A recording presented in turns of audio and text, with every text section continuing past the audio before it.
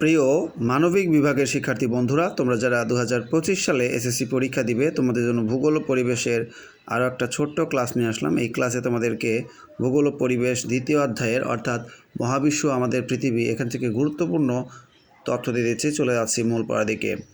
Uranus গ্রহের উপগ্রহের সংখ্যা 27টি।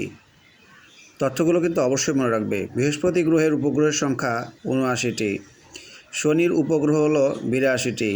মঙ্গল গ্রহের উপগ্রহ 2টি, একটি হলো ফোবস আর একটা হলো ডিমস। পৃথিবীর একমাত্র গ্রহ হচ্ছে চাঁদ। নেপচুন গ্রহের উপগ্রহের সংখ্যা 14টি। কোনো উপগ্রহ নেই বুধ ও শুক্রের। সবচেয়ে বেশি উপগ্রহ রয়েছে শনি গ্রহের। মঙ্গলের উপরিভাগে রয়েছে আগ্নেয়গিরি ও গিরিখাত। মঙ্গল গ্রহে কার্বন ডাইঅক্সাইডের পরিমাণ 99%। সৌরজগতের সবচেয়ে বড় গ্রহ হচ্ছে বৃহস্পতি। গ্রহরাজ বলা হয় বৃহস্পতিকে। উজ্জ্বল বলয় দ্বারা বেষ্টিত গ্রহ হলো শনি। সৌরজগতের তৃতীয় বৃহত্তম গ্রহ ইউরেনাস। বন্ধুরা সবাই ভালো থাকো, সুস্থ থাকো। আল্লাহ হাফেজ।